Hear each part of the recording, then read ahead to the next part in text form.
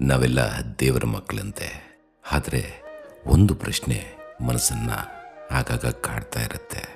ಎಲ್ಲವೂ ಸರಿ, ಆದರೆ ಇಲ್ಲಿ ಯಾರು ನಮ್ಮವರು ಅಂತ. ನಮ್ಮ ಕಷ್ಟದ ಸಮಯಕ್ಕೆ ಸ್ಪಂದಿಸುವವರು ನಮ್ಮವರ? ಇಲ್ಲ ನಾವು ಗೆದ್ದಾಗ ಅಥವಾ ನಗ್ತಾ ಇರುವಾಗ ಸಂಭ್ರಮಿಸುವವರು ನಮ್ಮವರ?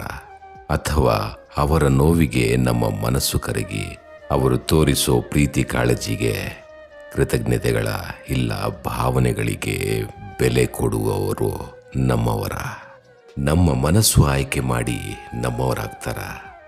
ಇಲ್ಲ ನಮ್ಮ ಮೆದುಳು ನಿರ್ಧಾರ ಮಾಡಿ ಅವರು ನಮ್ಮವರಾಗ್ತಾರ? ನನ್ನ ಪ್ರಕಾರ ಈ ಗೊಂದಲಕ್ಕೆ ಉತ್ತರ ಬಹುಶಃ ನಮ್ಮಲ್ಲಿ ಅಥವಾ ಅವರಲ್ಲಿ ಇರುವ ಅಸುರಕ್ಷಿತ ಎನ್ನುವ ಮನಸ್ಥಿತಿ, ಅದನ್ನು ಪ್ರಚೋದಿಸುವ ಮಾನಸಿಕ ದೌರ್ಬಲ್ಯತೆಯೇ ಕಾರಣ ಅನಿಸುತ್ತೆ ಅಲ್ವಾ? ಇಲ್ಲಿ ಯಾರೂ ನಮ್ಮವರಲ್ಲ, ಇಲ್ಲಿ ಯಾರೂ ನಮ್ಮವರಾಗಲ್ಲ, ಆಗ್ಲಿಕ್ಕೆ ಸಾಧ್ಯವೂ ಇಲ್ಲ. ಹೆಗಲು ಕೊಡುವವರು ಕೂಡ ಗುಂಡಿಯವರೆಗೂ ಅಥವಾ ಚಿತೆಯಲ್ಲಿ ಮಲಗಿಸುವವರೆಗೂ ಅಷ್ಟೇ ಸಾಥ್ ಕೊಡೋದು.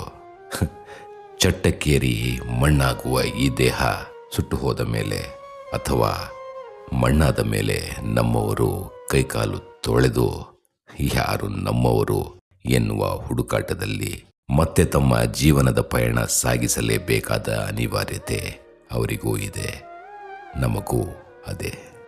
ಅಹಂ ಬ್ರಹ್ಮಾಸ್ಮಿ ಎನ್ನುವುದೇ ಸತ್ಯ, ನಮಗೆ ನಾವೇ ಎನ್ನುವುದು ಸತ್ಯ, ನಮ್ಮವರು ಎನ್ನುವುದು ಕಪೋಲ ಕಲ್ಪಿತ ಮಿಥ್ಯ. ನೆನಪಿರಲಿ.